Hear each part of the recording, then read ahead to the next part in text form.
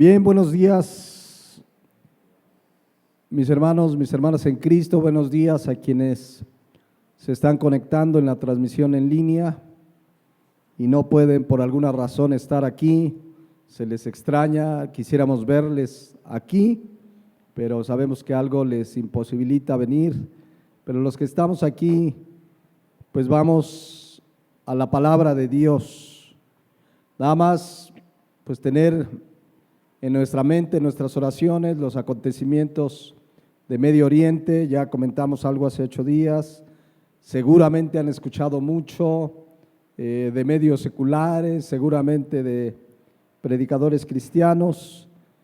Lo más importante es que tenemos que tener presente que Dios está al control, que el pueblo de Israel, a pesar de sus gobiernos, es un pueblo con el que Dios todavía tiene cosas que cumplir por su promesa hacia Israel.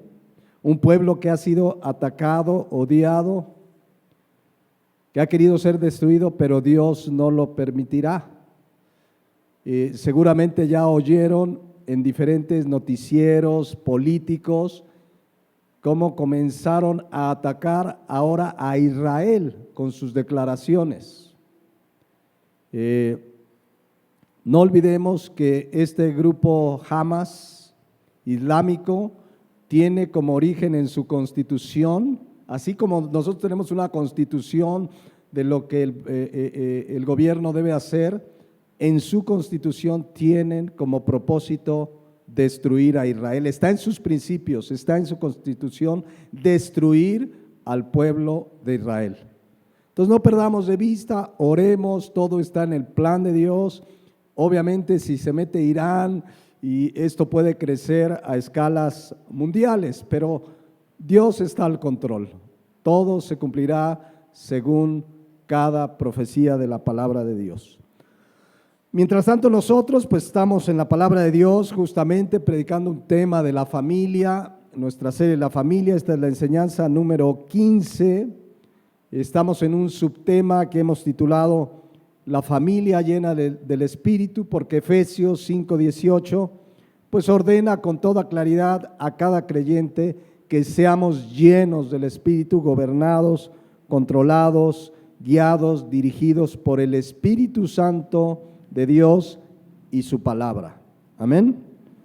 Ya vimos cómo debe ser una esposa llena del Espíritu, ya vimos cómo debe ser un esposo lleno del Espíritu. Y hace 8 días terminamos de ver cómo deben ser los hijos llenos del Espíritu. Lo leo solo para referencia, porque todo lo estamos basando en Efesios, capítulos 5 y 6. Y dice Efesios 6:1, hijos, obedeced en el Señor a vuestros padres, porque esto es justo. Honra a tu padre y a tu madre, que es el primer mandamiento con promesa, para que te vaya bien y seas de larga vida sobre la tierra. Oro que cada uno de los que somos hijos, sea de los hijos que todavía están en casa, bajo la autoridad de los padres, y los que somos hijos ya con una familia, sin depender ya de los padres, no nos olvidemos que también nos toca la honra al padre y a la madre. Hoy vamos a comenzar a ver, quizás sea hoy el próximo domingo, cómo debe ser un papá, una mamá llena del Espíritu. Efesios 6:4 lo dice: y vosotros padres, no provoquéis a ira a vuestros hijos, sino criadlos en disciplina y amonestación del Señor. De entrada, lo que nos dice la palabra de Dios a lo largo de toda la palabra, y este versículo, por supuesto, es que Dios ha delegado la autoridad, la educación de los hijos. ¿A quién? ¿Al abuelito? ¿A la guardería? ¿A la iglesia? ¿A la escuela? ¿A la enseñanza que reciben los domingos en la escuelita dominical? Por supuesto que no. Dios ha delegado a nosotros los papás criar a nuestros hijos en disciplina y amonestación del Señor. Cuando faltan los padres, pues hay circunstancias particulares, pero en general el papá y la mamá son los responsables, no un familiar. Hay hijos que desde los 3 meses ya están en una guardería, ya los papás tienen que trabajar y ya explicaremos más adelante cómo Dios diseñó la familia para que el papá sea el proveedor y la mamá se dedique al hogar. Pero es deber del papá y de la mamá, de los dos, criar a los hijos en disciplina y amonestación del Señor. Ahora, es interesante que este versículo empieza con una instrucción, digamos, en negativo. Dice: y vosotros, padres, no provoquéis a ira a vuestros hijos. La palabra ira habla de parorgizo en el griego, habla de entrar en cólera, enojarse, enfurecerse, arder en ira. O sea, habla de un enojo severo contra alguien, de una amargura que puede haber de un hijo hacia un papá. ¿Cómo se provoca o cómo puede un papá provocar a ira a sus hijos? Para entender esta expresión tenemos que estudiar este versículo de acuerdo a la época que se vivía. En la región de Éfeso y muchas provincias que estaban dominadas por el Imperio Romano, pues había leyes y costumbres del trato a los hijos que nada tenían que ver con la enseñanza bíblica. Es decir, los de Éfeso, antes de ser cristianos, pues eran ciudadanos de Éfeso bajo las costumbres de esa región, bajo las leyes del Imperio Romano.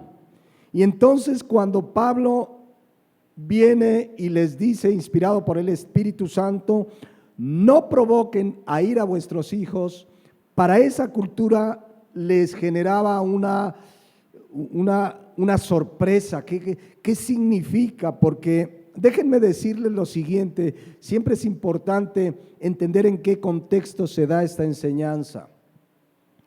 Porque a lo mejor aquí hay algún hijo que dice: a mí lo que me provoca ira es que me manden a lavar los trastes. Y entonces, papás, no los provoquen a iras, no los manden a lavar los trastes. O hay hijos que dicen: no, a mí lo que me enoja es que no me den permiso de salir. Y entonces pareciera que por ahí va el versículo, pero no tiene nada que ver. Lo vamos a ver ahorita. ¿Qué estaba pasando en esa cultura bajo las leyes romanas de que los papás eran prácticamente como los dueños de los hijos? Había una ley emitida por el gobierno romano que se llamaba la Ley Patria Potestas. Estaba yo leyendo varios comentarios, varios documentos históricos que nos habla de cómo era esa ley. Y de entrada, la Ley Patria Potestas, la palabra potestad o potestas significa poder y autoridad sobre alguien. Y en cierto sentido tenemos autoridad, o más bien no en cierto sentido, los papás tenemos autoridad sobre los hijos que viven en casa. Entonces, de entrada, el nombre de la ley como que no suena mal, la Ley Patria Potestas. No sé si han escuchado de casos o a lo mejor conocen algún caso familiar donde los papás se divorcian y viene una lucha legal por la patria potestad de los hijos. ¿Han oído casos así? Se separan tristemente un matrimonio, se divorcia, seguramente sin conocer de Dios, y empiezan a pelear por la patria potestad de los hijos. Desde allá viene esa ley, porque los papás pelean: no, los hijos se tienen que quedar conmigo, no, pues tú, y pelean, y hay pleitos legales que duran tanto que llega un momento que los hijos ya son mayores de edad y ya no hay nada que pelear. Ya lo único que provocaron es daño en los hijos, pleitos familiares, gasto en abogados, etcétera, etcétera. Pero de ahí viene pues esa ley patria potestas, pero esa ley en ese tiempo no tiene nada que ver con la ley de la patria potestad de nuestros tiempos. Les voy a leer textual una cita sobre lo que sucedía en ese tiempo con esa ley patria potestas que le daba un derecho fundamental al papá varón principalmente. Fíjense, dice, el padre era libre de expulsar a cualquiera de sus hijos, venderlo como esclavo y hasta matarlo sin tener que rendir cuentas a nadie. O sea, eso decía la ley, eran dueños de todos los que estaban en casa, llámese su casa, su hacienda, esclavos. El varón, el padre de familia, tenía derechos sobre sus vidas. Sigue diciendo, un hijo recién nacido era colocado a los pies de su padre para determinar su suerte. Si el padre lo recogía del suelo, se le permitía al bebé quedarse en la casa. Si el padre seguía por su camino, se le desechaba de una manera muy similar a como sucede hoy en día con los bebés abortados. Los infantes rechazados que fuesen saludables y vigorosos eran recolectados y llevados cada noche al foro de la ciudad, donde la gente tomaba los que quería a fin de criarlos para esclavitud o prostitución. Y un infante enfermo, deformado, con males congénitos, podría ser matado sin consecuencia alguna para el padre de familia. Hasta ahí la cita. ¿Cómo la ven? ¿Se imaginan el enojo, la ira, el coraje de un joven que se enteraba que de niño el papá lo desechó, lo mandó a que lo vendieran para la prostitución o para la esclavitud? ¿Se imaginan el coraje que provocaban? Eso estaba sucediendo en tiempos de Éfeso, en tiempos en que se escribe esta carta. O sea, los hijos y los esclavos, por supuesto, no tenían ningún derecho. Un papá podía decir que lo maten, ya hasta ahí quedó. Se encontraron dos cartas, leía en un comentario, para que se den cuenta de cómo se ejercía esta ley patria potestas, que no le generaba ninguna responsabilidad al papá. Encontraron una carta que le dirige un hombre que se llamaba Hilarión a su esposa Alice, y el hombre se encontraba de viaje, iba a tardar en el viaje y le escribe a su esposa y le dice: saludos cordiales, mira que todavía seguimos aquí en Alejandría, no te preocupes si al regresar todos los demás yo quedo en Alejandría. Te ruego, le dice el esposo a la esposa por carta, que cuides del niño pequeño y tan pronto reciba salario te lo enviaré. En caso de que hayas tenido suerte y estés esperando otro hijo, si es varón, déjalo vivir, si es una niña, déjala expuesta a los elementos, o sea, que muriera.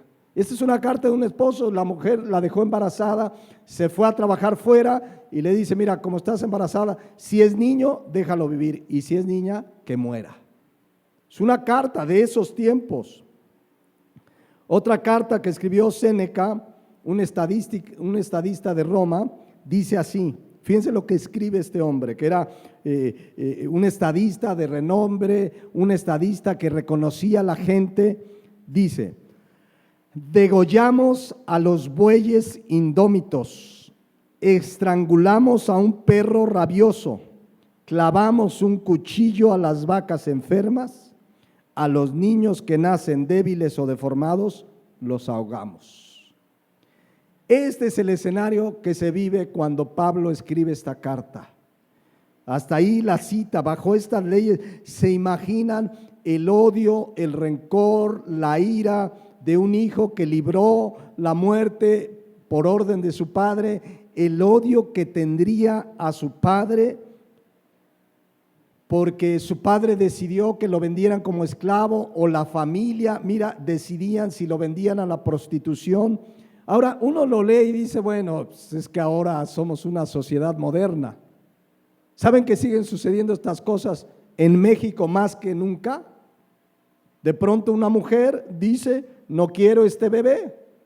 Así es que va a un hospital con un médico que se presta al asesinato y juntos deciden sobre la vida de un ser humano. O sea, no está tan alejado lo que sucede hoy de lo que sucedía antes. Es lo mismo matar un hijo en el vientre de su madre que matarlo fuera. No hay diferencia. Es asesinar a un ser humano creado a la imagen y semejanza de Dios. Bueno, Efesios 6:4, ese es el contexto de esta frase. No provoquéis a ira a vuestros hijos. O sea, para los corintios tienen que olvidarse las leyes que nos rigen. Esta es la ley de Dios. No debes provocar a un hijo a ira.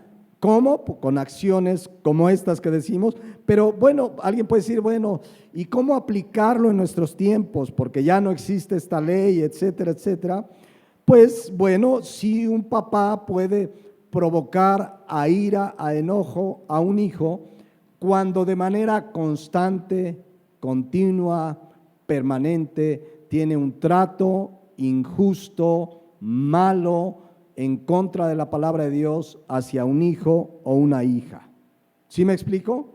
Cuando un papá con dolo, con maldad, continuamente, como decimos por aquí en México, se trae de encargo a un hijo y la trae contra él y lo trata mal y lo trata injustamente, ese padre puede provocar que un hijo se llene de ira, se llene de coraje.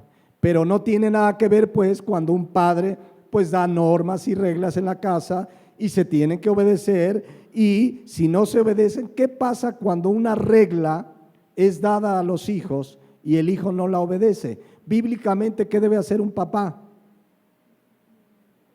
Corregir. Debe haber un castigo, porque se encomendó una tarea, no se hizo, entonces hay un castigo. Y muchos hijos en el castigo, ¿qué hacen? Se enojan.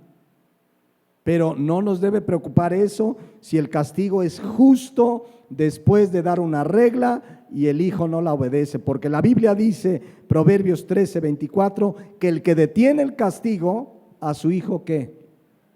Aborrece. Entonces, mira, hijo, te castigo porque desobedeciste este mandato, esta instrucción, porque te amo. El castigo es porque los amamos. Yo sé que un hijo dirá, no me ames tanto, papá, ¿no? Pero si hay una indisciplina debe haber castigo, porque dice, mas el que lo ama, ¿qué dice ahí? ¿Desde qué? Desde temprano lo corrige. ¿Qué significa desde temprano? A las 6 de la mañana ya empezamos a corregirlos, ¿no? No, desde temprano es desde pequeños.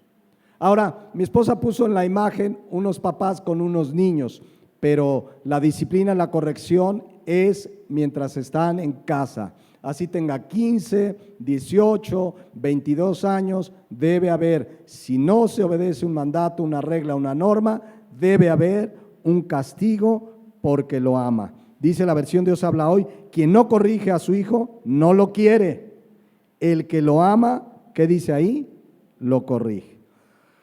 Entonces, Efesios 6:4, ¿cuándo se pudiera entonces provocar a un hijo a ira? Insisto, bajo este concepto es cuando de manera constante, permanente, continua, un papá trata injustamente, incorrectamente, mal a un hijo, o cuando, por ejemplo, de manera consciente o inconsciente, cuando hay varios hijos, tiene favoritismo con un hijo. Y siempre trata bien a uno y al otro no. A uno le compra lo que quiere, al otro no le da nada. A uno lo castiga siempre y al otro nunca lo castiga. Eso puede generar que haya enojo en un hijo. ¿Por qué mi papá? Pero hablamos de una manera constante. Recordemos que los papás no somos perfectos. ¿Cuántos se han equivocado en un castigo? castigaste al que no debías. Bueno, es un error y hay que pedir una disculpa. Oye, hijo, le tocaba a fulano y te tocó a ti. Pedimos perdón, los papás podemos pedir perdón, eso no nos quita autoridad, eso no nos quita nuestra responsabilidad delante de Dios. Pero muchas veces los hijos confunden el favoritismo con que de acuerdo a diferentes edades hay diferentes normas.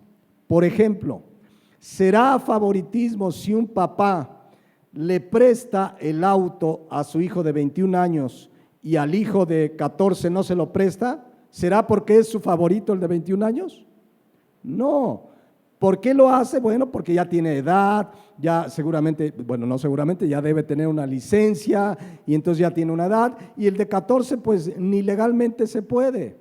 Y a lo mejor el de 14 se enoja, no, ¿y por qué a él le prestan el carro? Estoy poniendo ejemplos como muchas veces los hijos pueden enojarse porque creen que hay una actitud injusta, pero no la hay.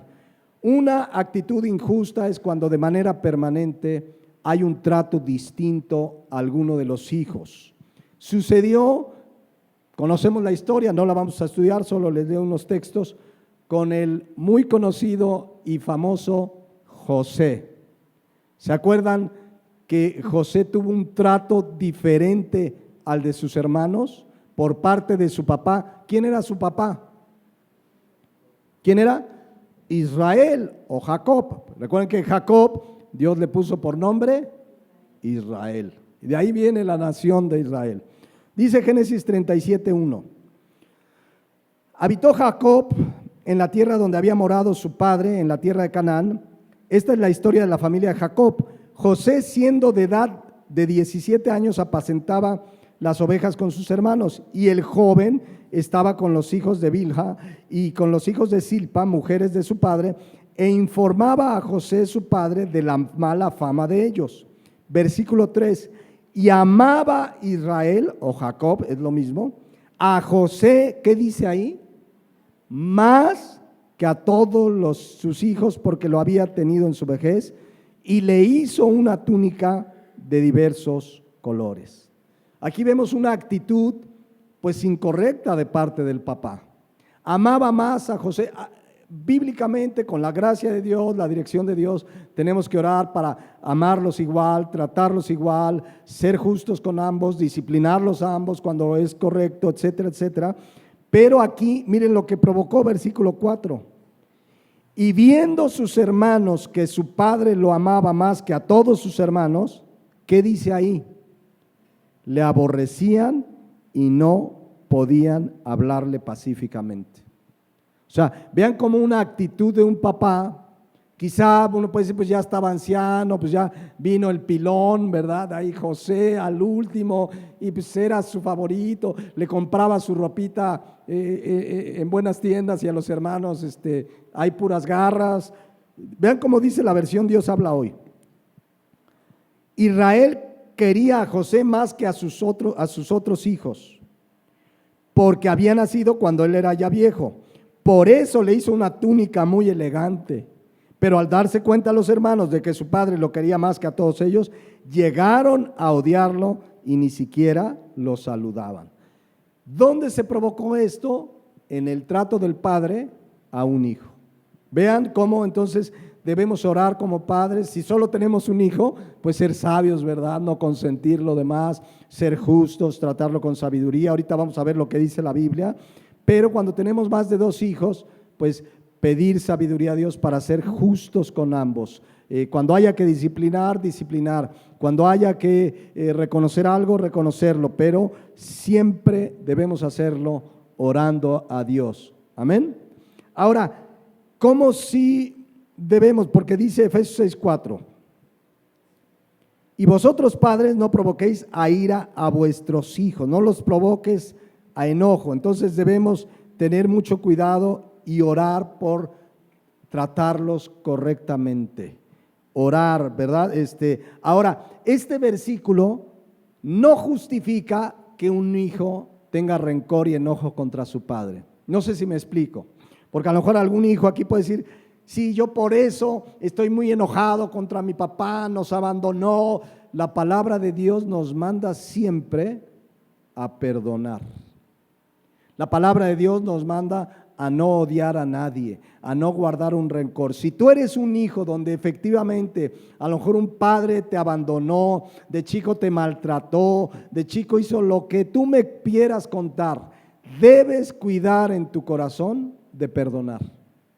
Muchos hijos justifican con este versículo: sí, yo por eso odio a mi padre y no voy a ir a visitarlo, y luego el padre está enfermo y no lo voy a ver porque mi papá de chico me hizo, y tienen un rencor que al único que le hace daño ese rencor es ¿a quién? Primeramente, a ti mismo. Hebreos 12:15 dice: mirad bien, no sea que alguno deje de alcanzar la gracia de Dios, que brotando alguna raíz de amargura, un enojo, una amargura. La palabra amargura, picria en el griego, habla de un veneno. La amargura es veneno a nuestras vidas. Os estorbe y por ellos muchos se han contaminado. La versión Nueva Traducción Viviente dice: cuídense unos a otros para que ninguno de ustedes deje de recibir la gracia de Dios. Tengan cuidado de que no brote ninguna raíz venenosa de amargura.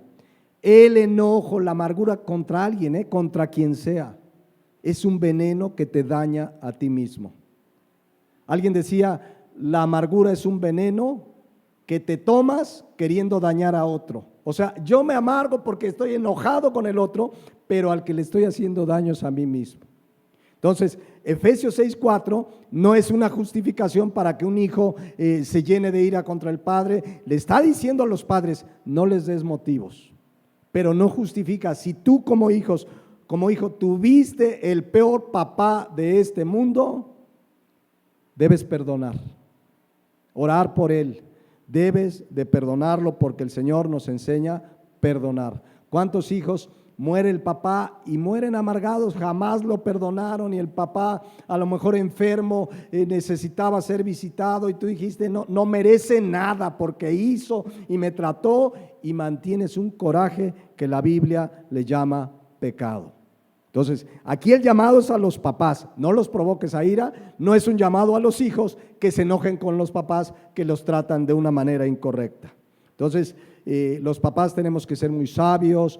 Cuando aplicamos una disciplina, un castigo, tenemos que explicarles por qué. Miren, ahorita lo vamos a ver, porque siempre que hay una norma, una regla, un mandato que se desobedece, debe haber un ¿qué? Un castigo. O a lo mejor a la primera una amonestación, pero siempre debe haber un castigo. Ahorita lo vamos a ver aquí en la palabra de Dios. Pero es importante que como padres apliquemos castigo ante la desobediencia. Dice Proverbios 22:15: la necedad está ligada en el corazón del muchacho, mas la vara de la corrección la alejará de él. Los hijos, por naturaleza, igual que todos nosotros, tenemos una tendencia a pecar, pero a desobedecer. No les gusta que les den reglas y normas. Pero aquí dice que necesitamos la vara para que la necedad se aleje de él. ¿Qué es una vara aquí? Porque hay que, con esto justifica, agarrar el palo de la escoba y agarrarlo a escobazos, o agarrar el cinturón y con la hebilla, ¿verdad? Yo he sido testigo de casos donde los lastiman, incluso legalmente se llaman heridas que tardan en sanar más de 15 días, que serían causal de una prisión preventiva por maltrato. La palabra vara, aquí en el hebreo se habla como de una rama, una vara delgada. Debe haber disciplina, no es agarrar el tronco ni el palo de la escoba ni la chancla. Hablaba de una vara delgada, ligera, que no tenía por objeto lastimar físicamente, sino hacer un llamado de atención. Es decir, la vara significa, o podemos interpretarla, además de que puede haber la vara literalmente, pues como esa vara que se usaba, pero debemos interpretarla también como un castigo ante la desobediencia. Siempre que hay desobediencia a alguna regla que ya se dio, debe haber castigo. castigo. Eso es lo que dice la palabra de Dios, ahí lo estamos leyendo. La vara de la corrección lo va a alejar de él. Hoy hay cristianos, iglesias muy influenciados por filosofías del mundo donde dice no hay que castigarlos, el psicólogo en las escuelas, el terapeuta dice no los castigues, mejor negocien, mejor dialoguen, tiene que entender, y ahí ves a los papás negociando. Mira, no, la Biblia dice que cuando hay necedad debe haber ¿qué? Castigo. Así tenga 18, claro, oremos con sabiduría, no es el mismo castigo para uno de 3 que para uno de 5, de 8, de 15, para el de 24, que Dios nos dé sabiduría, pero debe haber castigo. No sigamos las filosofías del mundo que le enseñan a los padres que no debe haber castigo, no debe haber sanciones. Al contrario, dice Proverbios 23:13. No rehúses corregir al muchacho, porque si lo castigas con vara, no morirá. Lo castigarás con vara y librarás su alma del Seol. El castigo va a ser, claro, con la enseñanza de la palabra de Dios, compartirle el evangelio, pero va a ser que tarde o temprano pueda ser librado del mismo infierno. Entonces, nada de entrar en negociaciones. A veces hay un niño ahí con berrinches y ahí está la mamá. Mira, si dejas de hacer berrinche, en la casa te voy a dar, ¿qué le van a dar? No sé, un premio.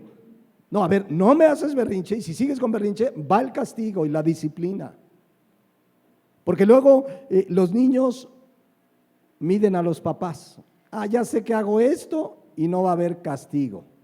Y como no castigamos, no ven que va en serio la disciplina, lo hacen una y otra vez. Y hoy que están chiquitos, no pasará de un berrinche, pero ¿qué pasará cuando tengan 10, 15, 20 años? Un día se te va a poner al brinco y el hijo le va a pegar al papá o a la mamá.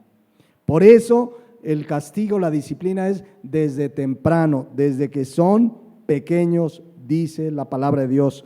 Por eso dice Proverbios 29:17.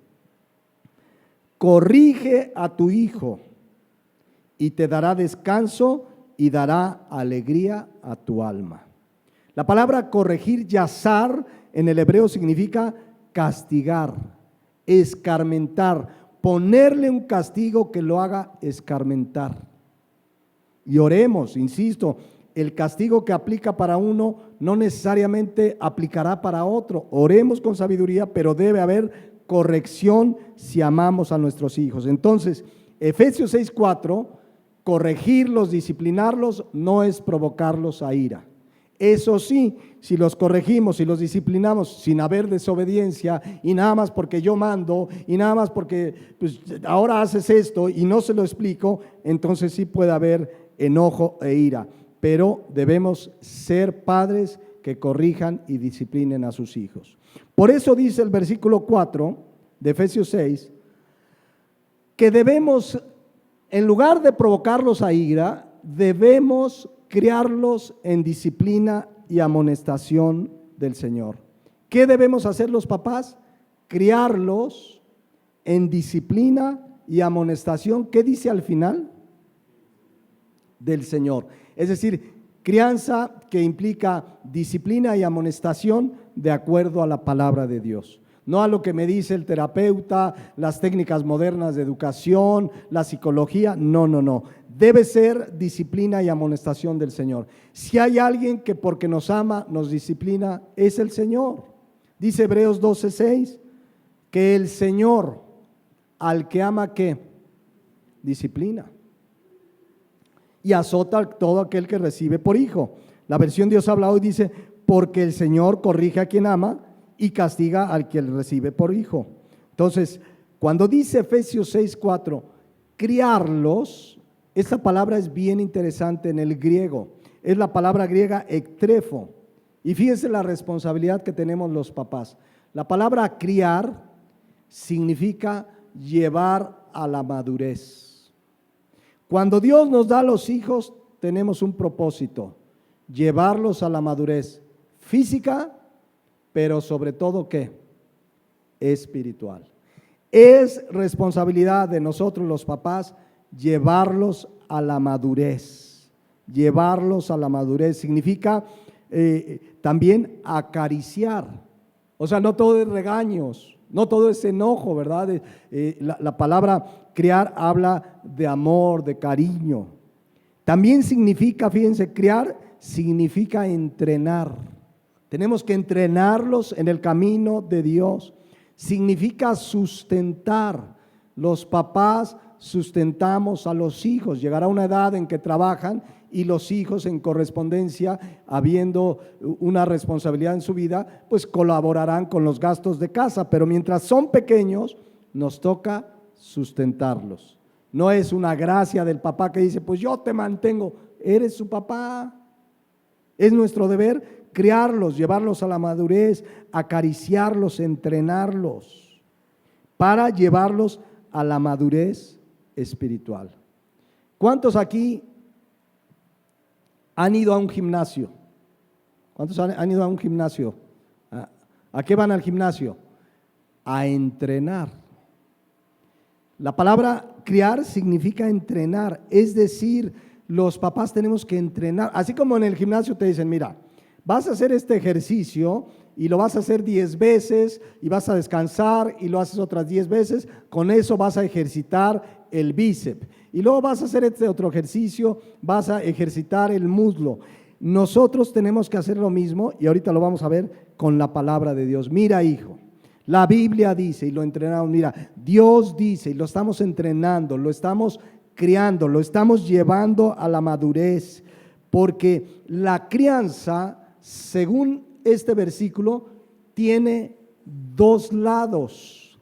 La crianza, para llevarlos a la madurez, para llevarlos al crecimiento espiritual, para llevarlos en el camino de Dios, necesitamos dos cosas. ¿Qué son? Disciplina y, ¿qué dice ahí? Amonestación. Dice, criarlos en disciplina y ¿qué? Amonestación. Fíjense qué interesante de cómo debe ser la crianza de los hijos. Debe haber disciplina por un lado y amonestación por el otro lado. ¿Qué significa disciplina en este versículo? La palabra disciplina, paideia, de donde viene la palabra pedagogo, significa educar, instruir. Los papás tenemos a los hijos y desde pequeño les instruimos, les educamos. Mira, esto sí es correcto, mira, esto no lo debes de hacer, mira, esto se toma así, mira, esto tienes que hacer, mira, lávate los dientes, mira, vamos a orar. O sea, les damos instrucciones con la palabra de Dios. Ahorita vamos a ver de qué manera. Pero en toda crianza debe haber enseñanza, porque la otra parte es amonestar, y la palabra amonestar significa reprensión, advertencia, castigo, amonestación. O sea, por un lado enseñamos y por el otro lado podemos reprender. ¿Se fijan lo que es la crianza bíblica? Enseño, pero cuando ellos no hacen lo que se enseña, debo de advertir, reprender, amonestar. Entonces, nos toca como padre instruirlos. Nos toca como padres, nuestra principal responsabilidad, ¿saben cuál es con los hijos? Llevarlos a conocer el Evangelio, llevarlos a los pies de Cristo. Si hay alguien que tiene que presentarle el Evangelio a los hijos, es el papá, es la mamá.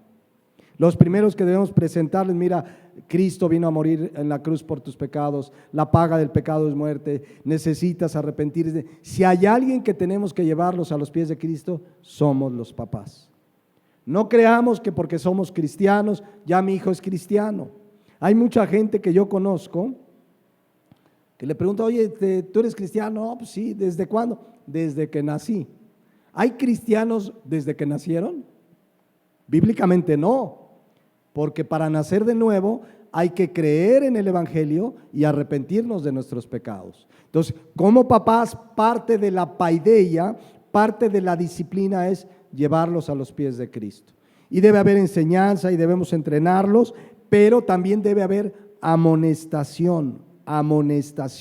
O sea, le enseño lo que sí debe hacer. Ahorita vamos a ir a un texto bíblico importantísimo de cómo debe ser la disciplina, la enseñanza, pero si desobedecen, también debe haber advertencia, amonestar, mira, esto no es así, esto no lo debes de hacer. El niño tiene que entender lo que es bueno y lo que es malo con la palabra de Dios. Entonces, para ello tenemos que disciplinarlos, o más bien criarlos en disciplina y amonestación del Señor. Ahora, fíjense cómo debe ser la enseñanza, la disciplina. Lo primero que tiene que suceder en un papá, en una mamá, para poder instruir a nuestros hijos, disciplinarlos, que es parte de la crianza en el Señor, el padre, la mamá debe amar a Dios por sobre todas las cosas. Si tú y yo no amamos a Dios por sobre todas las cosas, no vamos a poder criar a nuestros hijos en disciplina y amonestación del Señor. Dice la palabra de Dios en Deuteronomio 6:4: Oye Israel, Jehová nuestro Dios, uno es, y amarás a Jehová tu Dios. ¿Cómo debemos amarlo? Todos, de todo tu corazón y de toda tu alma y con todas tus fuerzas. Es decir, con todo nuestro ser. ¿Notan la palabra todo, todas? O sea, Dios no quiere una parte de tus fuerzas, una parte de tu alma, una parte de tu corazón. Dios quiere todo y se merece todo porque es el dueño de todo. Amén. Pero ahora, como hijos de Dios, sabemos que debemos amarlos, amar a Dios con todo nuestro corazón, con toda nuestra alma y con todas nuestras fuerzas. Eso todo creyente, por supuesto.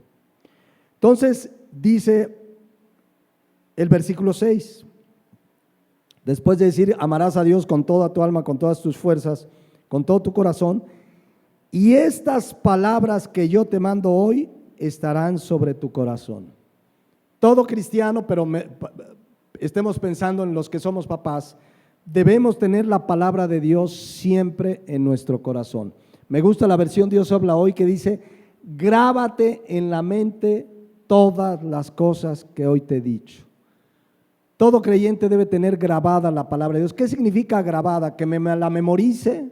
No solamente, no hablan solo de memorizar, sino que la palabra de Dios la tenga en mi vida siempre presente como mi única norma de fe y conducta. En toda actividad de mi vida, la palabra de Dios debe estar presente. En toda actividad de mi vida, la palabra de Dios tiene que estar presente para obedecerla. No hay ámbito de la vida donde no pueda haber una aplicación de la palabra de Dios. En donde me digas, en tu trabajo, en la escuela, como empleado, como jefe, como ciudadano, la palabra de Dios tiene algo que ordenarnos, tiene algo que mandarnos y tenemos que tenerla grabada. Si quiero agradar a Dios, necesito que la palabra de Dios esté grabada en mi vida, en mi corazón, en mi mente. Por eso dice Colosenses 3:16, la palabra de Cristo, more qué, dice ahí. More qué, díganlo fuerte, more en abundancia. Pregunta, ¿la palabra de Cristo mora en abundancia en tu vida? Seamos honestos delante de Dios, porque a veces la Biblia nada más el domingo, y eso en la pantalla porque ya ni siquiera muchos la traen.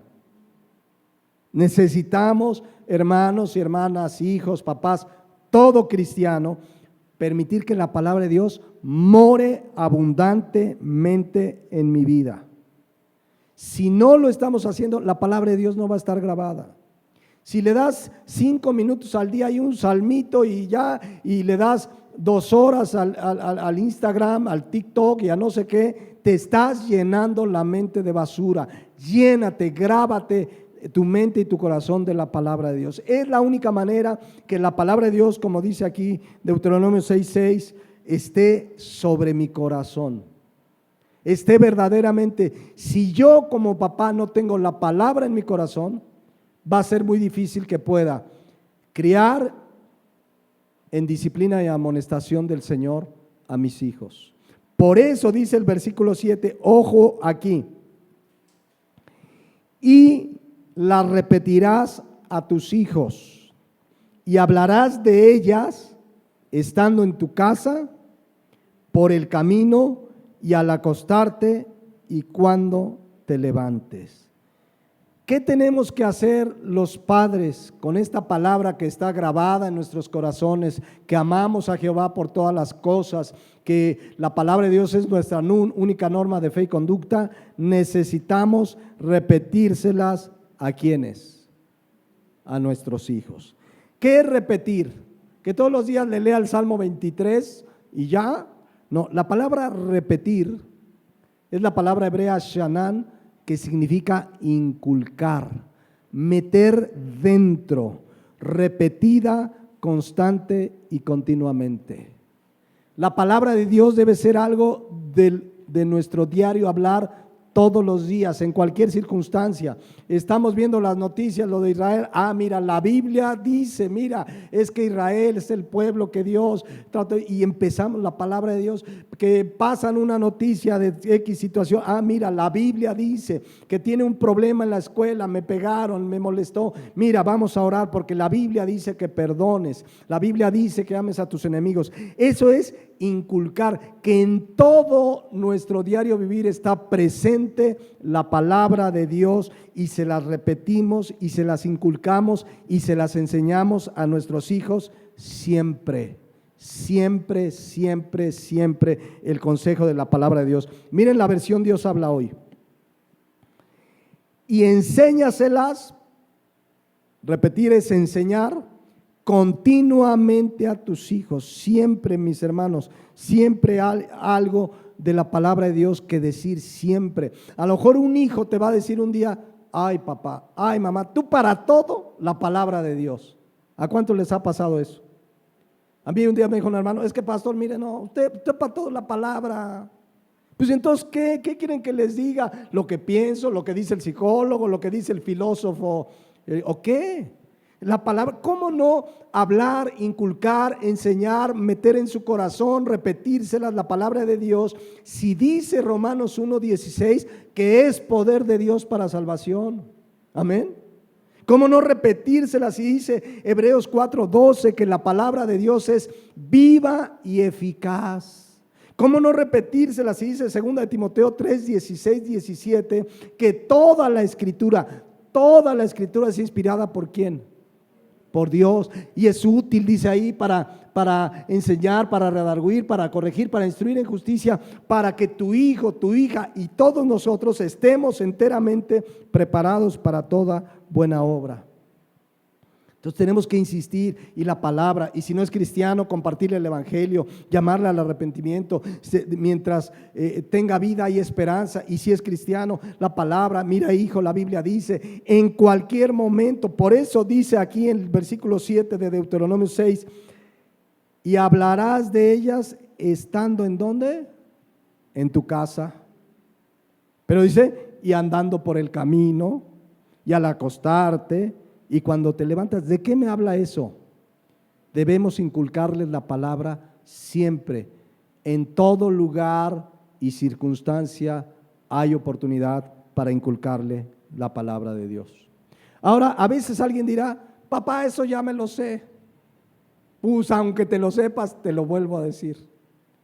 ¿Saben que como pastores también debemos hacer lo mismo?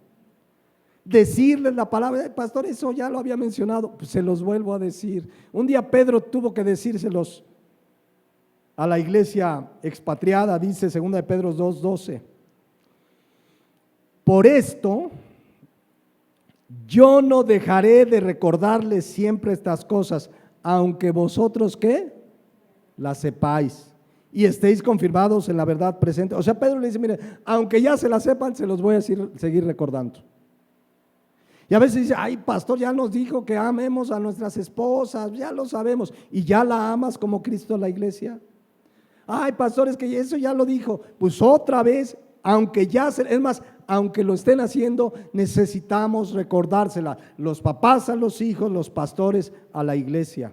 La Nueva Traducción Viviente dice: por lo tanto, siempre les recordaré todas estas cosas, aun cuando ya se las saben y están firmes en la verdad que se les enseñó. Y así está uno como pastor, y a veces choca uno.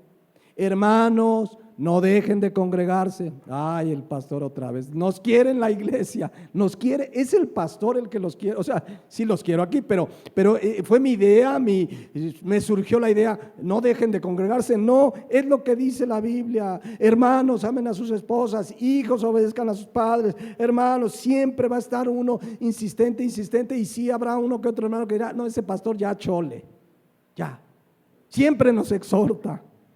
Pero como dice Pedro, se los voy a recordar siempre. Y lo mismo, Deuteronomio 6:7, los papás a los hijos. Hijo, la Biblia dice, mira hijo, esa amistad no es correcta porque mira, la Biblia dice que no te unas en yugo desigual con los incrédulos. Ay papá, ay mamá, pero ya estoy grande. No, pero la Biblia dice, y siempre vamos a estar enseñándoles, repitiendo, aunque ya se lo sepan. Aún casados, mis hermanos, no dejemos de darle consejo a nuestros hijos. Amén. Pero es necesario, como Pedro, pues, 2 de Pedro 2:12, no dejarles de recordarles la palabra, aunque ya se la sepan. Y por eso dice Deuteronomio 6:7, estando en tu casa y andando por el camino, o sea, en todo lugar. ¿Quién es el responsable de enseñar, repetir la palabra de Dios a sus hijos? ¿El maestro de escuela dominical? ¿El pastor? No, el pastor enseña la palabra de Dios a la iglesia, sí, pero a nuestros hijos es necesario que los papás estemos duro y dale. Mira, Dios dice la palabra de Dios. Eso es parte, Efesios 6:4, de criar a nuestros hijos en disciplina y amonestación del Señor, para llevarlos a la madurez espiritual. La palabra de Dios tiene que estar presente en nuestro hogar siempre. Por eso dice el versículo 8 y 9, fíjense, después de Deuteronomio 6:7 dice, y las atarás como una señal en tu mano y estarán como frontales en tus ojos y las escribirás en los postes de tus casas y en tus puertas. ¿Cómo entender esto de manera espiritual? ¿Tenemos que tapizar nuestra casa de versículos bíblicos? Es decir, ¿estará mal tener cuadros con versículos bíblicos? Pues no. Tener en tu carro, hay unos que ponen en su carro, Jehová es mi pastor, ¿no? Un día vi uno, estaba interesante, decía, Cristo me cambió, pregúntame cómo. Porque hay una compañía de, ¿cómo se llaman estas compañías de venta de productos piramidales? Entonces hacía una alusión a eso y decía, Cristo me cambió, pregúntame cómo.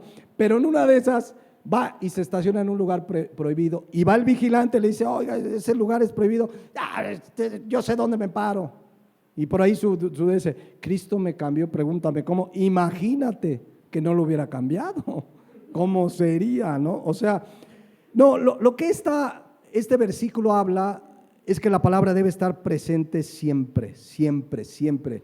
No como fetiche. Dios lo que quería, Hebreos 10:16, es poner sus leyes, dice al final, en nuestras mentes y en nuestro corazón. Eso es grabarlas, no es necesariamente que la traigas, porque hay gente que dice, no, mira, pon la Biblia abierta en tu casa y te va a ir bien. Entonces, nosotros tenemos una Biblia abierta en casa, pero no por eso, sino se ve bonita la Biblia, entra la gente, ay, mira la Biblia, ni sé en qué pasaje está abierta nada más. Pero hay gente que toma estos versículos de Hebreos 6, 7 y 8 como fetiches. Mira, repite todos los días el Salmo 91. Y ¿saben que todas esas costumbres vienen desde los egipcios? Colgarse frases positivas, se colgaban ellos escarabajos, hoy otros se cuelgan. Una persona me dijo, no, mira, ¿quieres que te vaya bien con la lana? Ten un billete de $2 en tu cartera. Creo que son difíciles o no sé qué. Digo, no, pues, a mí me enseñaron que uno de 200. Ahí ustedes saben si la agarraron. No es traer un billete ni un… Hace muchos años, yo me acuerdo, mi mamá no era cristiana, traía en su bolsa, en su monedero, un chupamirto, así muerto, que para la suerte. Y a veces hay cristianos que traen todas esas ideas y dicen, no, la Biblia en mi bolsa, un versículo en la entrada donde dice, ningún mal contra ti prosperará, y empieza, o declarar, repetir, mira, declara 7 veces cada día el Salmo 23. Miren, no es lo que la religión católica hizo con el llamado Padre Nuestro. Lo tomaron como un fetiche. Llegaba uno al confesatorio: Padre, mire, he pecado de palabra, a ver, hijo mío, me acuerdo que te decía Ave María Purísima, y uno contestaba: sin pecado concebida. Fíjense las barbaridades. ¿Qué hiciste? 50 Padres Nuestros y 30 Aves Marías. Ya. Y entonces uno la repetía y ya la hice. No, de esto no habla este versículo. Cuando dice la palabra de Dios, grabarlas, el versículo 7, 8 y 9, ya se me perdió, espérenme. Las atarás en tu mano. Habla de tener presente la palabra de Dios en todo momento y en todo lugar. Y tenemos que repetírselas a nuestros hijos, y tenemos que decírselas, y tenemos que estar insistiendo si queremos, Hebreos 6:4, criarlos en disciplina y amonestación del Señor. Le voy a dejar aquí por hoy, pero acuérdense lo que citamos hace 8 días. La bendición de Dios, Lucas 11:28. La bienaventuranza de parte de Dios viene cuando oímos la palabra y la guardamos. Y eso tenemos que hacer con los hijos: enseñarles que oigan, que la guarden, que la obedezcan, y estar encima, insistente, porque dice la palabra de Dios en Proverbios 22:6: instruye al niño en su camino, y aun cuando fuere viejo, no se apartará de él. Quizás algún hijo fue rebeldón, y al tiempo, a lo mejor ya el papá ya murió, la mamá, pero se mantuvo en el camino por esa enseñanza de la palabra de Dios, de la que tú estuviste firme, insistente, repitiéndola, enseñándolos, criándolos en disciplina y amonestación del Señor. Vamos a dejarle aquí y en 8 días continuamos. Les invito a que cierren sus ojos, que meditemos, mis hermanos, como papás, papá y mamá. Estamos criando a nuestros hijos en disciplina y amonestación del Señor. Estamos repitiéndole la palabra constantemente. Es nuestra educación una educación basada en la palabra de Dios. Estamos corrigiéndolos cuando es necesario, disciplinándolos, porque la vara y de la corrección los va a alejar de la necedad. Estamos obedeciendo como padres este mandato tan importante, mis hermanos, de amonestarlos, de disciplinarlos, de instruirles. ¿O hemos fallado? Quizás también como hijo tienes un enojo contra tu papá porque no es perfecto, porque se equivoca, porque te castiga. Si no es algo constante, con toda maldad, de una manera permanente, no hay motivo para enojarse. Y aun si tu papá es injusto y fuera el peor padre del mundo, debes perdonar. Así es que meditemos, padres e hijos, si estamos obedeciendo la palabra de Dios. Dios, como papás, nos va a pedir cuentas un día si guiamos a nuestros hijos en su camino. Si un día como hijos ellos toman la decisión de no seguir el camino del Señor, será su responsabilidad, pero que descansemos en nuestra alma y corazón de que los disciplinamos, de que los amonestamos, de que les repetimos la palabra de Dios mientras estuvieron bajo nuestra crianza y cuidado. Pongámonos de pie. Padre Celestial, gracias por tu palabra. Gracias por esta exhortación que ahora es a los papás, que tenemos la bendición y responsabilidad de criar a los hijos, de entrenarlos, de acariciarlos, de llevarlos a una madurez física, pero sobre todo espiritual. Tu palabra nos enseña que lo hagamos repitiéndoles tu palabra, que tenemos que inculcárselas en todo momento y lugar, estando en casa, por el camino, en cualquier lugar. que tenemos que presentárselas, que tenemos que ser ejemplo, por supuesto, de lo que les enseñamos. Porque si queremos hijos íntegros que te adoren y que te alaben, debemos ser padres que te amamos, que te alabamos, que te adoramos. Gracias, Padre, por tu palabra y por esta exhortación, y yo te pido que como padres nos ayudes en cumplir esta tarea, de la cual tú eres ejemplo, y en tu palabra nos has dejado muchas enseñanzas. Que tu gracia nos ayude, Señor, y si como padres hemos fallado, te pedimos perdón, Señor, y ayúdanos a que verdaderamente desde ahora apliquemos las verdades de tu palabra en la crianza, disciplina y amonestación de nuestros hijos. Te lo pedimos y oramos en Cristo Jesús. Amén.